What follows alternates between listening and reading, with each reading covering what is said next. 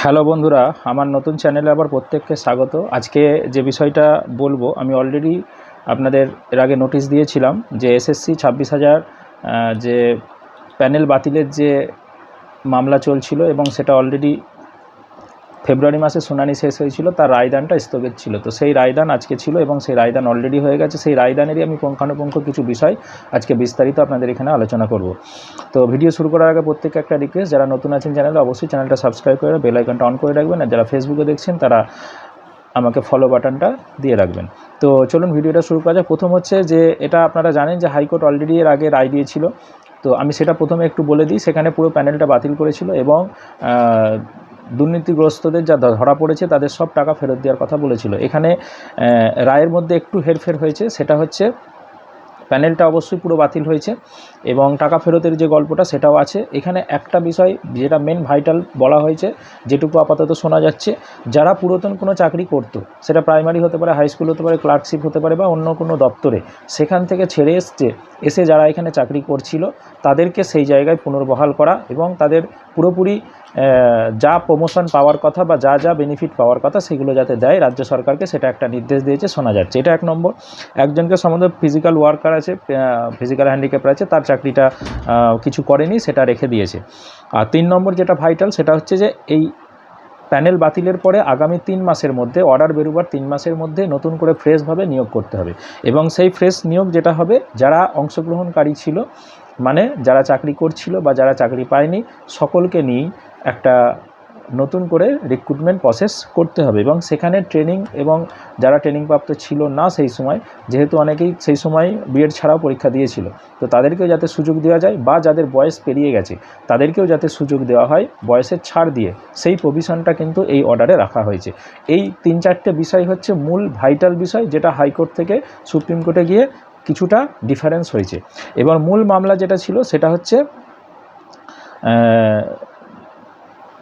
যে 25,000 সামথিং বা 26,000 যে টোটাল, সেটা আপার প্রাইমারি 9, 10, 11, 12 এবং ক্লার্কশিপ, পুরো প্যানেলটাই কিন্তু বাতিল হলো। তার মানে এখানে যোগ্য অযোগ্য বলে আর কোনো আলাদা কিছু নেই, বা কাউকে রাখা হলো না যে এরা থাকলো এরা গেল। এর পিছনে যেটা যুক্তি হাইকোর্ট দিয়েছিল, সুপ্রিম কোর্টও সেটাই দিয়েছে এবং এটা আমি আগের ভিডিও বহুবার বলেছি যে এই প্যানেল ক্যান্সেলের মূল কারণ বা প্যানেল ক্যান্সেল হবার পিছনে যেটা মূল বিষয়বস্তু, যে হাইকোর্টও চেয়েছে বহুবার এবং সুপ্রিম কোর্টও চেয়েছে বহুবার যে আপনারা যোগ্য অযোগ্যর লিস্টটা দেন, যেটা দীর্ঘদিন ধরে এসএসসিকে, মধ্যশিক্ষা পর্ষদকে এবং যারা সেই সময়ের শিক্ষক ছিল তাদেরকে বলার পরেও কিন্তু তার কোনো সদুত্তর পাওয়া যায়নি।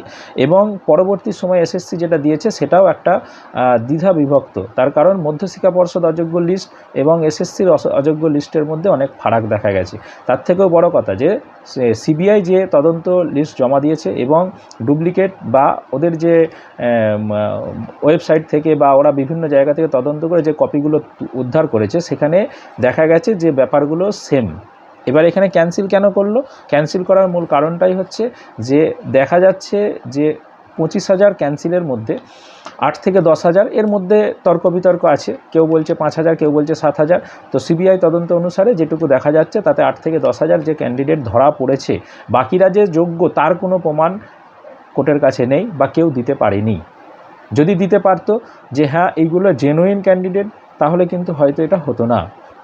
সেটা নিয়ে তর্ক বিতর্ক আছে। সবাই যারা যোগ্য তারা বলছে আমরা যোগ্য, কিন্তু সে যোগ্যর প্রমাণটা কোথায়?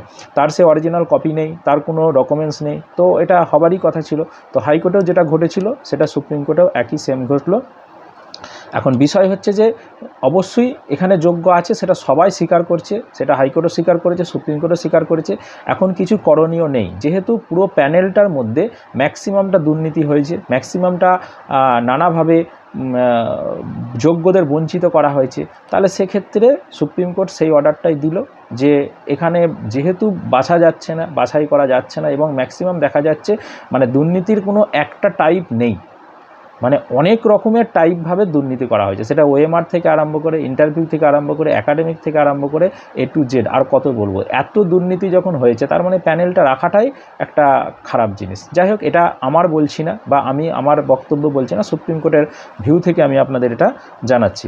তো অতএব এখন আর কিছু করণীয় নেই এবং ডিটেলস আমি আপনাদের আপাতত যেটুকু নিউজের মাধ্যমে জানতে পারলাম আমার চ্যানেলে আপনাদের বললাম এবং আমার পেজে ফেসবুক পেজেও বললাম। এরপরে বিস্তারিত অর্ডার কপি পাওয়া গেলে আমি আরও পুঙ্খানুপুঙ্খ বিষয় আপনাদের আলোচনা করব। আর দুটো বিষয় আমি আপনাদের এখানে বলবো, সেটা হচ্ছে একটা জিনিস ট্রেন্ড ভাঙলো, যেটা আমি আগেও বলেছিলাম আমার আগের ভিডিও, এবং সেটা আপনারা দেখে নিতে পারেন পুরাতন ভিডিওগুলো, যে মার্চের মধ্যে এর অর্ডার হবে প্রথম, সেটা মার্চের শেষ হয়ে গেল, এপ্রিলের ফার্স্ট উইক হলো। যাই হোক, সেটা একটা 2 নম্বর কথা যেটা বলেছিলাম, যে আগের যে কেস যেগুলো দেখা গেছে যে হাইকোর্ট থেকে কোনো অর্ডার, সেটা সিঙ্গেল ডিভিশন বেঞ্চের, সুপ্রিম কোর্টে গেলে তার বিপরীত অর্ডার হয় বা রায় বেরিয়ে যেত। যেমন উদাহরণ হচ্ছে 3929 হাইকোর্ট থেকে বললো এদের চাকরি দিতে হবে, সুপ্রিম কোর্টে গিয়ে সেটা ক্যান্সেল হলো। এরকম অজস্র অনেক আছে, আপনারা জানেন অনেকই, সেটা প্রাইমারি, হাই স্কুল বা অন্যান্য বিভিন্ন ক্ষেত্রে দেখা গেছে, যে ম্যাক্সিমাম, আমি বলছি না যে সব। তো সেই ট্রেন্ড একটা কিন্তু ভাঙলো। যেমন এর ক্ষেত্রে অনেকেই এটা ভেবেছিল যে এতজনের একটা মানবতার দিক দেখবে, অমক তমক এইসব দেখে তো তাদেরকে হয়তো আলাদা করতে পারে বা বলতে পারে যোগ্যদের রেখে দাও, এরকম একটা সিচুয়েশান তৈরি হতে পারে, কিন্তু সেটা হলো না। তো এর পিছনে মূল কারণই যেটা বুঝতে পারছেন, যে যখন একটা জায়গা স্ট্রং পয়েন্ট এসে যায় বা তার সব দিক যদি পজিটিভ হয়ে যায়, তাহলে সেটাকে তো বাঁচানো সত্যিই কঠিন। এটাও সেই ক্ষেত্রেই, এটাও সেই রকমই হয়েছে, যে একে বাঁচাবার কোনো রাস্তা দেখা যায়নি। এবং তার থেকে বড় কথা হচ্ছে যে এখানে যে প্রমাণগুলো আছে, সেই প্রমাণগুলো যথেষ্ট স্ট্রং পয়েন্ট। যাই হোক, আমি আমার ভিউটা বললাম, অর্ডার অনুসারে বললাম। এবার দেখুন, যেটা হচ্ছে যারা সত্যি যোগ্য গেল, তাদেরকে আমি একটা কথাই বলবো, যে সমবেদনা দেব, এবং কোনো হটকারিতা সিদ্ধান্ত কেউ নেবেন না। আমার করজোড়ে আবেদন। দেখুন, অবশ্যই একটা চাকরি মানুষের জীবনের অনেক ভাইটাল বিষয়, এবং চাকরির ওপর অনেক কিছু নির্ভর করে, তার সংসার থেকে, তার ফ্যামিলি, তার স্ট্যাটাস, অনেক কিছু। কিন্তু তা বলে জীবনের থেকেও বড় এরকম নয়। অনেকেই আমি দেখছি নানাভাবে মন্তব্য করছেন, এবং অনেকে হয়তো এই নিয়ে প্রলুব্ধ করবে, অনেকে হয়তো ঋণ করে রেখেছে, অনেকে লোন করে রেখেছেন, এইসব ব্যাপার আমি সবই বুঝতে পারছি, একটা হাই প্রেশার আসবে। কিন্তু আমি প্রত্যেককে বলবো, আমার যারা ভিডিও দেখছেন তাদেরকে রিকোয়েস্ট করব, ধৈর্য ধরুন এবং দেখুন পরবর্তী কী স্টেপ হয়, দেখুন এবং সেটা ধৈর্য ধরে মোকাবিলা করুন। দেখুন, লাইফে বিপদ অনেক কিছু আসে এবং লাইফে অনেক কিছু ঘটনা ঘটতে পারে। তা বলে আমি ছেড়ে দেবো, হাল ছেড়ে দিলাম, বা আমি নিজের জীবনটাই দিয়ে দিলাম, তাহলে আর কি হলো? জীবন মানেই লড়াই, তাহলে আমার লড়াই করতে হবে। হ্যাঁ, ঠিক আছে, আপনি হয়তো সত্যিই বঞ্চিত হলেন। এবার আপনি ভাবুন যে আপনি হয়তো যোগ্য পেয়েছিলেন, মানলাম, কিন্তু আপনারা ভাবুন যে হাজার হাজার ছেলেগুলো আজকে যোগ্য। আমি আমার নিজের কথাই বলছি, আমার ক্যাটাগরিতে 24টা নিয়োগ হয়েছে, তার মধ্যে 23টা দুর্নীতি হয়েছে, 55-এর মধ্যে 52 পেয়েছে, একদম কনফার্ম আপনাকে বলছি। তো এরকম আমার মতন অনেক ক্যান্ডিডেটই, অনেক প্রার্থী আছে যারা কিন্তু আজকে হয়তো হাই স্কুলে চাকরি করতে পারতো বা করতো, তারা আজকে 10 বছর ধরে ভুগছে। তাদের কথাটাও একটু ভাবুন।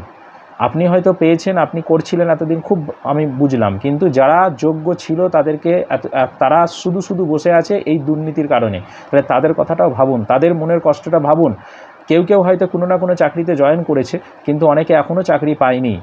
তাহলে তাদের জীবনটা কেমন দুর্বিষহ হচ্ছে ভাবুন। তো অতএব আমি একটা কথাই বলবো, ধৈর্যের সঙ্গে সিদ্ধান্ত নেন, ধৈর্যের সঙ্গে যে কোনো কিছু পরবর্তী স্টেপ নেন, এবং পরবর্তী যেহেতু একটা 3 মাসের মধ্যে বলেছে পরীক্ষা নিতে, আশা করি আপনি যদি যোগ্য হন তাহলে সেখানে আপনি পেতেই পারেন। হ্যাঁ, নাও পেতে পারেন, এটা কনফার্ম, আমি বলছি না যে আপনি পাবেনই। তো যারা ধরুন বসে আছে তারাও তো নাও পেতে পারে।